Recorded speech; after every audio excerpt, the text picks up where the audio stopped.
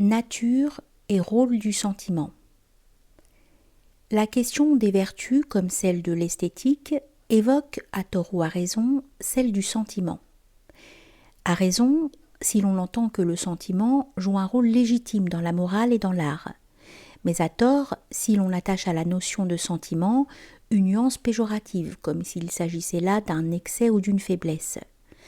En réalité, le sentiment est un état de conscience qui est non mental, objectif et mathématique sans doute, mais vital, subjectif et pour ainsi dire musical. C'est la couleur émotionnelle que prend l'ego entier au contact d'un phénomène quel qu'il soit, y compris les pensées et images mentales d'une part et les intuitions spirituelles d'autre part. La qualité du sentiment dépend de celle de l'ego aussi bien que de celle du phénomène.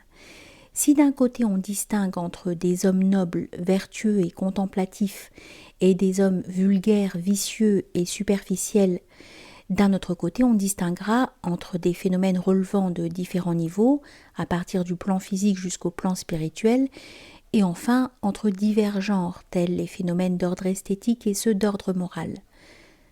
Les phénomènes provoquent dans l'ego diverses colorations, selon une indéfinité de gradation en ce qui concerne la qualité et l'intensité, et ces colorations indiquent directement ou indirectement ce que nous sommes.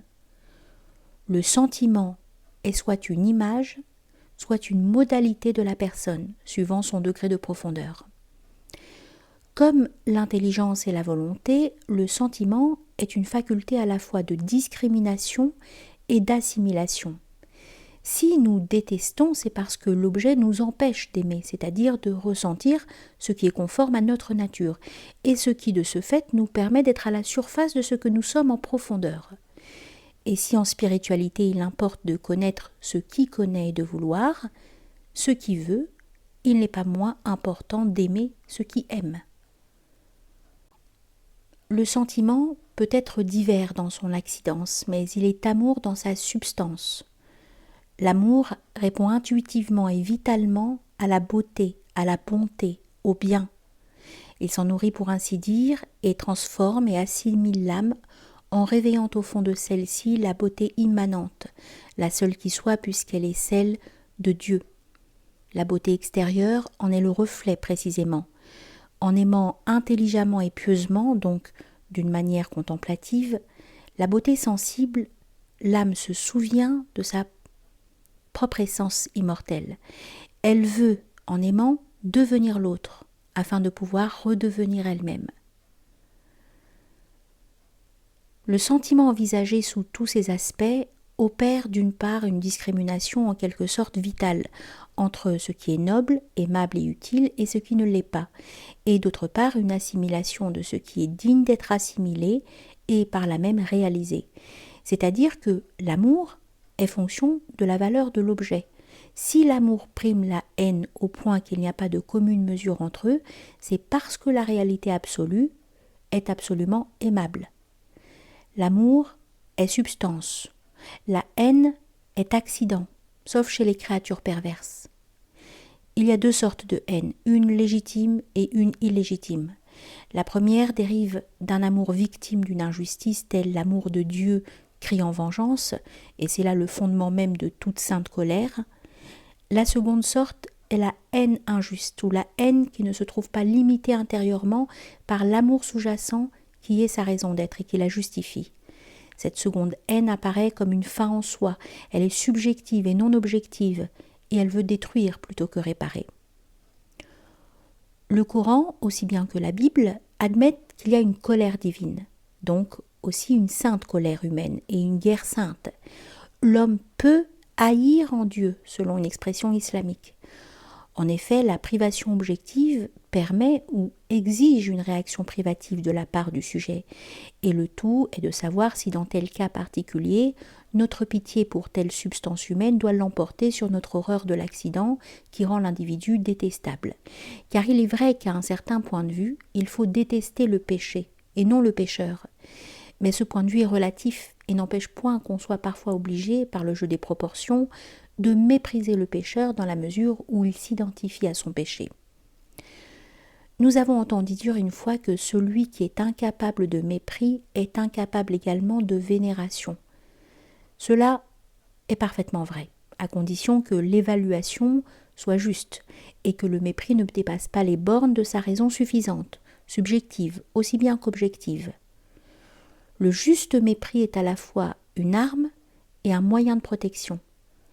Il y a aussi l'indifférence, certes, mais celle-ci est une attitude d'ermite qui n'est pas forcément praticable ni bonne dans la société humaine, car elle risque d'être mal interprétée. Au reste, et ceci est important, le juste mépris se combine nécessairement avec une certaine indifférence, sans quoi on manquerait de détachement et aussi de ce fond de générosité sans lequel une colère ne saurait être sainte. La vision d'un mal ne doit pas nous faire oublier sa contingence. Un fragment peut ou doit gêner, mais il ne faut pas perdre de vue que c'est un fragment et non la totalité. Or, la conscience de la totalité qui est innocente et divine prime en principe tout le reste. Nous disons en principe car les contingences gardent tous leurs droits. C'est dire qu'une colère sereine est une possibilité et même une nécessité, parce qu'en détestant un mal, nous ne cessons pas d'aimer Dieu. Il importe de ne pas confondre les notions de sentiment, de sentimentalité et de sentimentalisme, comme on le fait trop souvent à la suite d'un préjugé soit rationaliste, soit intellectualiste. Ce deuxième cas est d'ailleurs plus surprenant que le premier, car si la raison s'oppose sous un certain rapport au sentiment, l'intellect reste neutre à cet égard, comme la lumière reste neutre à l'égard des couleurs. C'est à dessein que nous disons intellectualiste et non intellectuel, car l'intellectualité ne saurait comporter de préjugés. Qu'un sentiment qui s'oppose à une vérité ne soit pas digne d'estime, tout le monde en convient, et c'est là même la définition du sentimentalisme. Quand on reproche à bon droit à une attitude d'être sentimentale, cela ne peut signifier qu'une chose, à savoir que l'attitude dont il s'agit contredit une attitude rationnelle et en usurpe la place. Et rappelons qu'une attitude ne peut être positivement rationnelle qu'en fonction soit d'une connaissance intellectuelle, soit simplement d'une information suffisante sur une situation réelle. Elle ne saurait l'être du simple fait qu'elle déploie de la logique, puisque on peut raisonner en l'absence des données nécessaires. De même que l'intellectualité est d'une part le caractère de ce qui est intellectuel et d'autre part la tendance vers l'intellect, de même, la sentimentalité signifie à la fois le caractère de ce qui est sentimental et la tendance vers le sentiment. Quant au sentimentalisme, il systématise un excès de sentimentalité au détriment de la perception normale des choses. Les fanatismes confessionnels et politiques sont de cet ordre. Si nous rappelons ici ces distinctions en soi évidentes, c'est uniquement à cause des fréquentes confusions que nous devons constater en ce domaine. Nous ne sommes certes pas seuls à les constater, et qui risquent de falsifier les notions d'intellectualité et de spiritualité. Dieu est amour. Si cette sentence est vraie, et elle l'est d'autorité divine, le sentiment est une dimension normale, donc en soi positive, du microcosme humain, et toutes les suspicions à son égard sont aberrantes. Atma est sat, chit et ananda, être, conscience et béatitude, ou encore puissance, sagesse et bonté. Dans le microcosme, ces aspects deviennent la volonté, l'intelligence et le sentiment. Vouloir supprimer le sentiment revient donc, ontologiquement parlant, à vouloir supprimer l'élément ananda, ni plus ni moins. Au demeurant, les adversaires du sentiment, donc de l'amour au fond, se placent dans une contradiction à la fois existentielle et psychologique avec eux-mêmes. D'abord parce que rien n'existe sans amour, et ensuite parce qu'aucun homme ne peut refuser les sentiments dans sa vie concrète, soit matérielle, soit spirituelle. Tout homme, sauf hypocrisie, aspire au bonheur, et celui-ci n'a rien d'une équation mathématique. Le sommet de cette énergie qu'est le sentiment est l'amour de Dieu. Autrement dit, ce sommet est la foi ou la dévotion. La foi est l'élan qui nous fait vivre en Dieu et pour Dieu. La dévotion est la crainte révérentielle qui est en rapport avec le sens du sacré et qui nous enferme en quelque sorte dans un climat contemplatif, d'adoration et de paix. On pourrait nous objecter que l'amour de Dieu est au-dessus des sentiments et qu'il engage notamment la volonté, qui n'a rien de sentimental.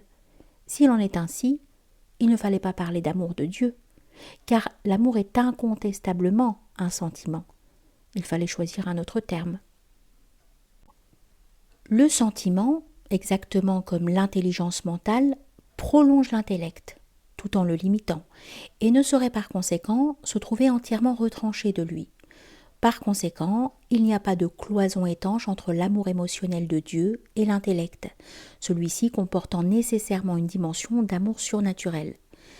Si d'une part l'amour spirituel ne peut être une passion ordinaire du moment que son objet est Dieu et qu'il est fonction ou concomitance d'une activité de l'intelligence et de la volonté, d'autre part, il s'inspire nécessairement de sa source surnaturelle qui est l'Esprit Saint et qui est l'amour en soi.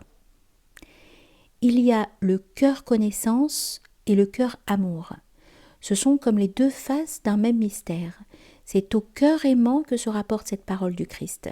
Nous citons « Beaucoup lui sera pardonné car elle a beaucoup aimé ».